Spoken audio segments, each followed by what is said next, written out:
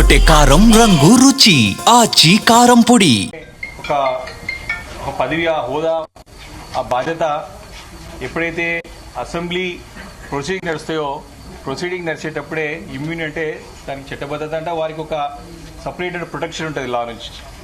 కానీ ఎప్పుడైతే స్పీకర్ ట్రిబ్యునల్లో ఒక జడ్జి లాగా వ్యవహరిస్తారో మరి దాంట్లో వారు ఖచ్చితంగా రాజ్యాంగానికి లోబడి, చట్టానికి లోబడి మరి వారి దగ్గర వచ్చేసినటువంటి ఇలాంటి పిటిషన్స్ అయినా సరే దానిపైన విచారణ చేసి నిర్ణయం తీసుకోవాల్సిన అవసరం ఉంటుంది. స్పీకర్ గారు ట్రిబ్యునల్ చైర్మన్ గా రాజ్యాంగం లోబడి రాజ్యాంగం ద్వారా వచ్చినటువంటి తన బాధ్యతల్ని విఫలమైనని చెప్పి స్పష్టంగా తెలియజేస్తా ఉన్నాను. ఈరోజు చాలా పాఠంగా ముఖ్యమంత్రి రేవంత్ రెడ్డి గారు ఇదే అసెంబ్లీ సభలో ఎమ్మెల్యేలు పార్టీ మారితే ఉప ఎన్నికలు వస్తాయా, డిస్క్వాలిఫై అవుతా, ఎట్లా అవుతుంది అని ఏ మాటనైతే అన్నాడో పదే పదే ముఖ్యమంత్రి గారు ఈ యొక్క పార్టీ మారడానికి ఫిరాయింపులను ప్రోత్సహించినాడో వాటిని సమర్థిస్తూనే ఈరోజు తీర్పుని వచ్చిందని స్పష్టంగా అర్థమవుతా ఉన్నది. ఏదైతే ముఖ్యమంత్రి గారు మొదటి నుంచి కూడా చెప్తా ఉన్నాడో అదే మాటల ద్వారా అదే మాటల్ని ఈరోజు ఒక ట్రిబ్యునల్ చైర్మన్ గా వివరించిన స్పీకర్ గారు తన యొక్క జడ్జిమెంట్లో తెలియజేయడం జరిగింది. కాబట్టి ఇది పూర్తిగా రాజ్యాంగానికి విరుద్ధంగా వచ్చినటువంటి తీర్పుగా ప్రజలందరూ కూడా నవ్వుతున్నారు. దీనిపైన పూర్తిగా కూడా సన్నగిల్లే విధంగా తీర్పును వచ్చిందని స్పష్టంగా అర్థమవుతా ఉన్నది. బీఆర్ఎస్ పార్టీలో గెలిచి కాంగ్రెస్ పార్టీలో పోయినట్టు ఎమ్మెల్యే జరుగుతున్నారో బాటంగా ఓపెన్ గా కాంగ్రెస్ పార్టీ యొక్క విజయానికి ఇప్పుడు జరుగుతున్న ఎన్నికలు కానివ్వండి, మొన్న జరిగిన పార్లమెంట్ ఎన్నికలు కానివ్వండి, అంతకుముందు కాంగ్రెస్ పార్టీ మీటింగ్లలో కానివ్వండి, రాహుల్ మల్లికార్జున ఖార్గేతో ఫోటోలు దిగి బాటంగా ప్రచారం చేసుకున్నటువంటి సందర్భంలో మరి కళ్ళు కప్పే అంటే కనబడినా ఈ రకమైన నిర్ణయం బయటపడడం అనేది మాత్రం చాలా బాధాకరమైన విషయం. దీనిపైన బీఆర్ఎస్ పార్టీ ఊరుకునే ప్రసక్తే లేదు. ఖచ్చితంగా న్యాయంగా బీఆర్ఎస్ పార్టీ సిద్ధంగా ఉన్నది. ఈ యొక్క తీర్పు కూడా సుప్రీంకోర్టు నుండి చివాట్లు పెట్టిన తర్వాత సుప్రీంకోర్టు ఈరోజు నిర్ణయం తీసుకుంటే నూతన సంవత్సర వేడుకలు మీరు ఎక్కడ జరుపుకోవాలో నిర్ణయించుకోండి అని చెప్పి ఒక అంటే వార్నింగ్, ఒక సీరియస్ కమెంట్స్ సుప్రీంకోర్టు చేసేంత వరకు కూడా ముఖ్యమంత్రి గారు మన యొక్క రాష్ట్ర ఒక గౌరవాన్ని మంట గల్పినారో స్పష్టంగా అర్థమవుతా ఉన్నది. అంటే ఆ రకమైనటువంటి వ్యాఖ్యలు చేసేంత వరకు కూడా ఈ రోజు వచ్చినటువంటి తీర్పు రాలేదు. ఇదే ఒక తీర్పుని, ఇదే ఒక న్యాయాన్ని, ఇదే ఒక జడ్జిమెంట్ ని మీరు త్వరగా తీసుకోవాలని చెప్పి గతంలో హైకోర్టు ద్వారా డైరెక్షన్ తీసుకొచ్చినా మేము కూడా అడిగినా దీన్ని కాలయాపన చేసుకుంటూ వస్తూనే ఉన్నారు. ఈరోజు కేవలం 5 సభ్యులకు సంబంధించినటువంటి ఒక జడ్జిమెంటే తీర్పునిచ్చినారు. మేము ప్రత్యక్షంగా అడిగినాం, మిగతా 5 సభ్యుల యొక్క సంగతి ఏంటిది స్పష్టంగా అడిగితే దానికి మాకు సమాధానం లభించలేదు. ఈరోజు ఇంకొక విషయం, ఈరోజు కేవలం 5 సభ్యులకు సంబంధించింది జడ్జిమెంట్ ఇచ్చినారు. ఇంకొకటి, సుప్రీంకోర్టు చాలా స్పష్టంగా తమ యొక్క జడ్జిమెంట్లో చాలా స్పష్టంగా తెలియజేసింది. తమ లాస్ట్ పారాగ్రాఫ్ 4th పాయింట్లో 102 పారాగ్రాఫ్లో మీరు అంటే సార్ ఇంగ్లీష్లో చదివి వినపడతాను, ఇది చాలా ముఖ్యమైన అంశం కాబట్టి we direct that the speaker would not permit any of the MLAs who are sought to be disqualified to protract the proceedings. In that event, any of such MLAs attempt to protract the proceedings, the speaker would draw an adverse inference against such of the MLAs. ఏ శాసనసభ్యుడు ఎవరైతే ఫిరాయింపు చేసినటువంటి ఎమ్మెల్యేలు ఎవరైతే డిస్క్వాలిఫైయింగ్స్కి అనర్హులుగా ప్రకటించడానికి అవకాశం ఉన్నటువంటి ఎమ్మెల్యేలు ఎవరైతే ఉన్నారో ఎవరైనా సరే ఈ యొక్క ప్రొసీజర్ అంతా కూడా సాటే పొడిగించడానికి ఈ యొక్క ప్రొసీడింగ్స్ ని మరి సాగదీయడానికి ఈ ప్రొసీడింగ్స్ ని మధ్య కొంచెం ఇంకా పోస్ట్పోన్ చేయడానికి ప్రయత్నం చేస్తే తక్షణం వారిపైన ఇమ్మీడియట్ గా మీరు చర్య తీసుకోవచ్చు అని చెప్పి చర్య తీసుకోవాలని చెప్పి సుప్రీంకోర్టు డైరెక్షన్ చేయడం జరిగింది. అంటే దీంట్లో మొత్తం 10 మందిలో 2 శాసనసభ్యులకి నోటీస్ ఇచ్చిన ఈ రోజు వరకు కూడా రిప్లై లేదు. కడియం శ్రీహరి గారి విషయంలో, దానం నాగేందర్ గారి విషయంలో. అంటే వారు ఈ ఒక్క అంత ప్రెజర్తో సంబంధం లేకుండా వారు ఇంకా కాలయాపన చేసే ప్రయత్నం చేస్తున్నారని స్పష్టంగా తెలియజేసినప్పుడు ఇమీడియట్ గా వాళ్ళిద్దరిపైన మరి సస్పెన్షన్ చేయాల్సిన అవసరం ఉండే, వారి అర్హులుగా ప్రకటించాల్సినటువంటి మరి చట్ట ప్రకారంగా రాజ్యాంగం ప్రకారంగా న్యాయస్థానం ఇచ్చినటువంటి డైరెక్షన్స్ ప్రకారంగా నిర్ణయం తీసుకోవాల్సిన అవసరం ఉండే. అది అలాగనే పెండింగ్ పెట్టినారు.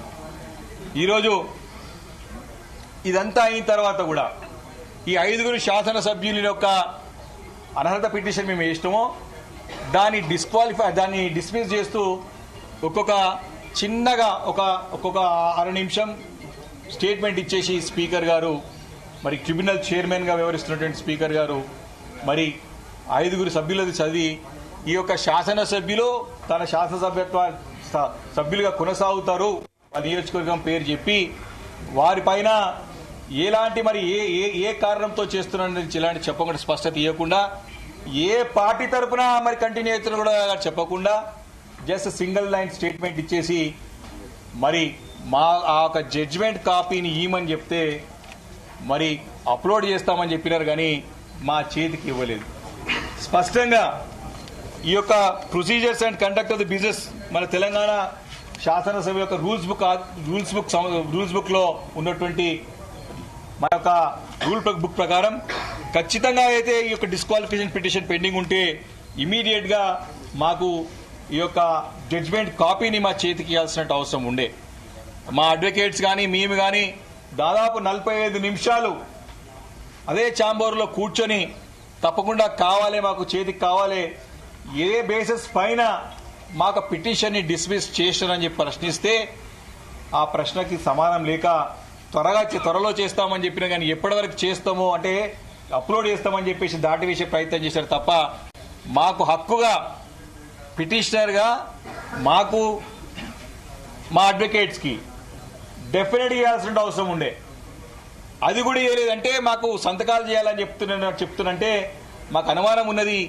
నిజంగానే ఈ జడ్జిమెంట్ ఏమైనా రాసినారా, జడ్జిమెంట్ తయారైందా, జడ్జిమెంట్ అయిందా కాలేదా, లేదా కేవలం సుప్రీంకోర్టు చెప్పింది కదా అని చెప్పేసి ఏదో తూతు మంత్రంగా నిర్ణయం చేసేసుకున్నాం అయిపోయింది అని చెప్పేసి కేసు క్లోజ్ చేయడానికి కోర్టుని మళ్ళీ తప్పుదో పట్టించడానికి చేసే ప్రయత్నమే కనపడుతుంది తప్ప మరి జడ్జిమెంట్ కాపీ ఇవ్వడానికి ఎందుకు వెనుకపోయినారని చెప్పేసి కూడా ఈరోజు స్పష్టంగా మేము ప్రశ్నిస్తా ఉన్నాం. చాలా క్లియర్ గా ఉంది రూల్ బుక్ లో. మనకి కంక్లూజన్ అయినప్పుడు మనకి సంబంధిత పిటిషనర్ కి కానివ్వండి, సంబంధించినటువంటి వకీలు కానివ్వండి, పిటిషన్ సంబంధించినటువంటి డిస్మిస్ అయినటువంటి ఏ సందర్భంలో ఏ బేసిస్ పైన మా పిటిషన్ ని డిస్మిస్ చేసినారో చెప్పాల్సిన అవసరం ఉన్నది.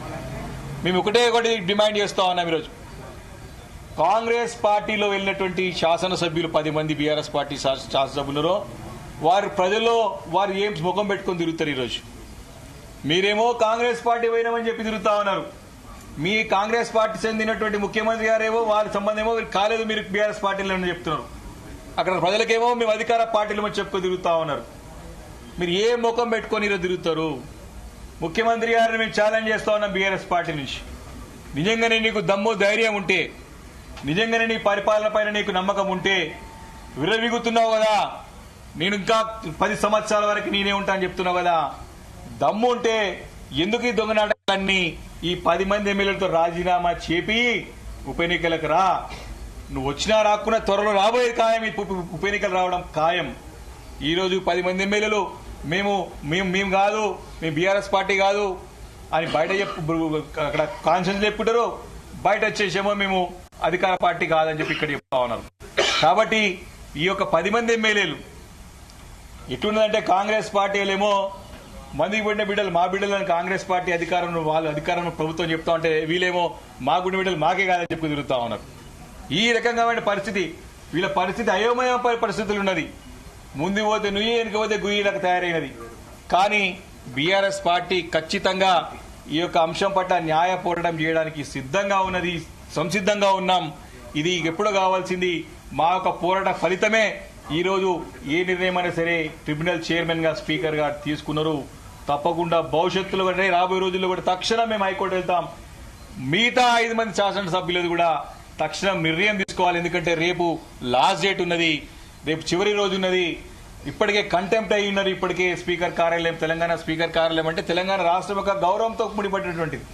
ఇలాంటి సుప్రీంకోర్టులో పోయి తెలంగాణ పరువు తీస్తా ఉన్నారు. ఇక్కడ స్పీకర్ కార్యాలయం అంతా కూడా వారికి తప్పుదో పట్టిస్తా ఉన్నారు. ఈ వ్యవస్థలన్నిటి కూడా ఏ రకంగా భ్రష్టుపరుస్తున్న ముఖ్యమంత్రి గారు స్పష్టంగా అర్థమవుతా ఉన్నది. కాబట్టి దీనిపైన 100% న్యాయ పోరాటంకి ఫుల్ ఫ్లెడ్జ్ గా ప్రిపేర్ అయి ఉన్నది బీఆర్ఎస్ పార్టీ. మేము తప్పకుండా న్యాయ పోరాటం చేస్తాం. ఆ 10 నియోజకవర్గాల్లో కూడా బీఆర్ఎస్ పార్టీ శ్రేణుని, ఎందుకంటే మా పార్టీ మీటింగ్లకు రావాలి, ఎక్కడ వస్తలేరు మీరు బీఆర్ఎస్ పార్టీ చెందినటువంటి ఎమ్మెల్యేలు అయితే. కాబట్టి దీన్ని ఎట్టి పరిస్థితుల్లో వదిలే ప్రసక్తి లేదు. దీనిపైన న్యాయ పోరాటానికి బీఆర్ఎస్ పార్టీ సిద్ధంగా ఉందని చెప్పి ఈ సందర్భంగా మనం చేస్తా ఉన్నాం. మాట్లాడక స్మితులందరికీ నమస్కారం.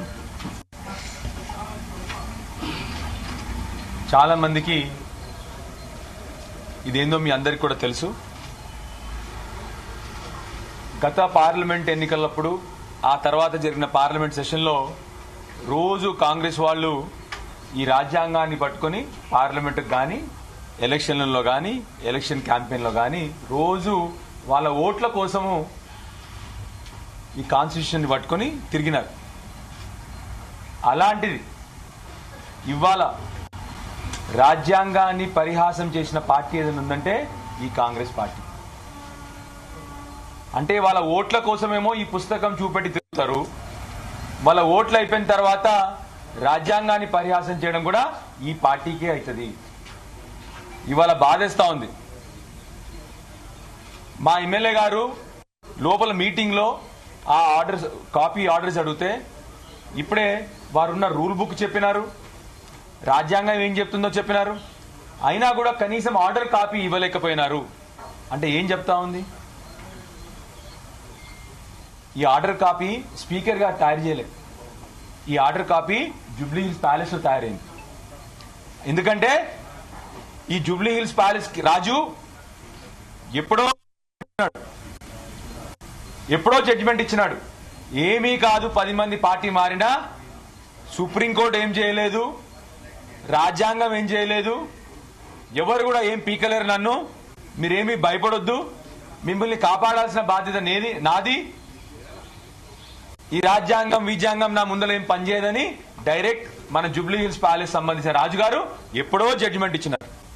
ఇవాళ అదే జడ్జిమెంట్ మా మంచి స్పీకర్ గారికి చేతికి పెడితే ఆ స్పీకర్ గారు చదివినారు, వెళ్ళిపోయినారు. స్పీకర్ గారు తీసుకున్న డిసిషన్ కాదు ఇది.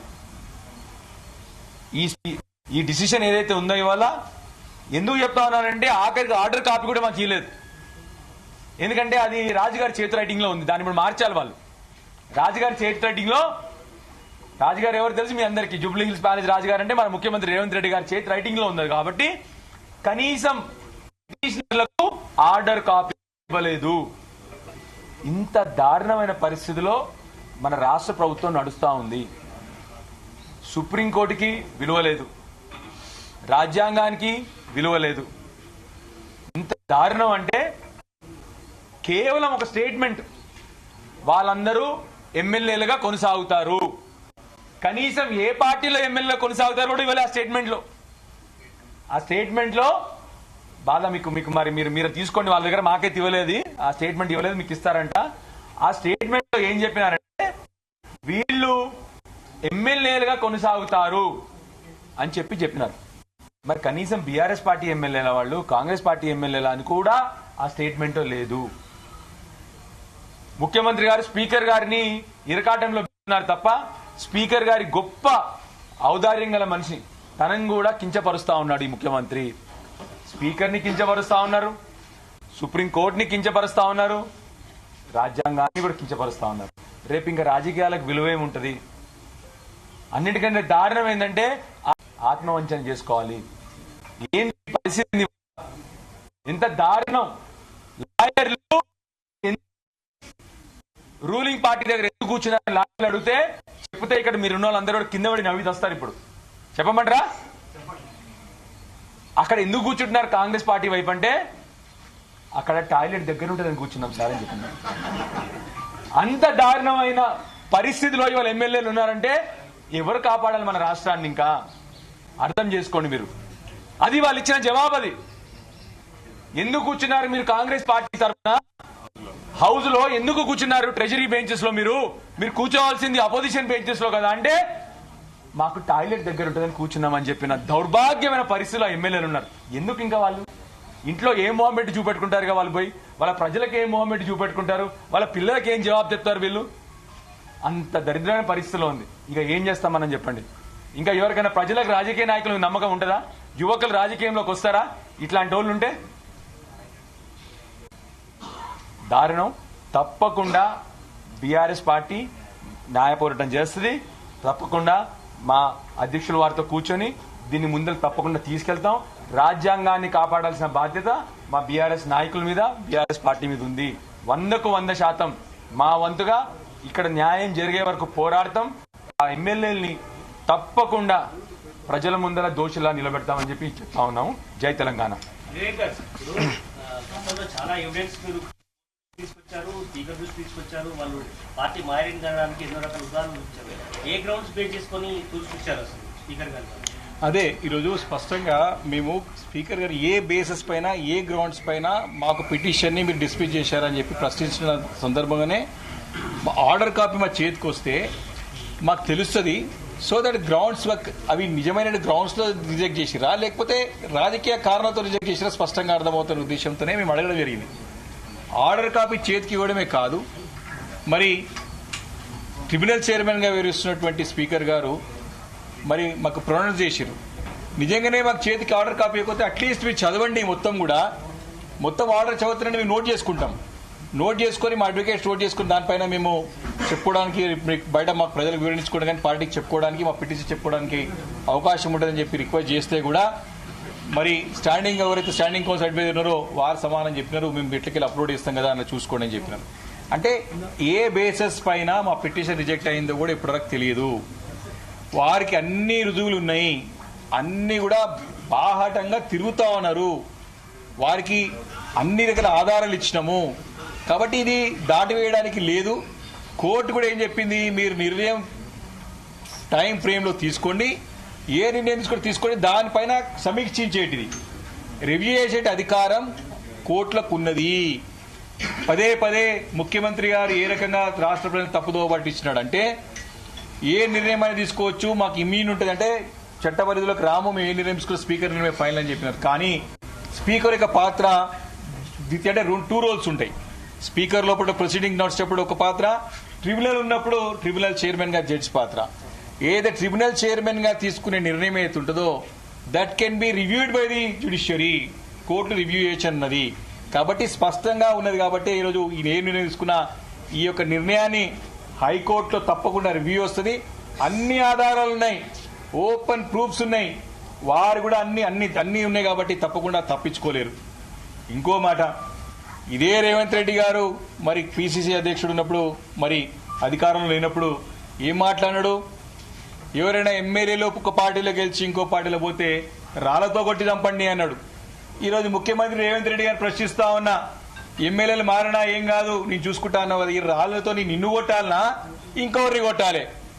మీరు సమానం చెప్పాల్సినటువంటి సమయం కూడా ఆసన్నమైందని చెప్పి సందర్భంగా అడుగుతా ఉన్నాం. తప్పకుండా ఈ 10 ఉప ఎన్నికలు వస్తాయి, దాంట్లో సమానం చెప్పాల్సినటువంటి సందర్భం వస్తుంది. ముఖ్యమంత్రి గారు రెడీ ఉండాలని చెప్పేసి సందర్భంగా హెచ్చరిస్తా ఉన్నాం. తెరకొట్టే కారం రంగు రుచి ఆచి కారం పొడి.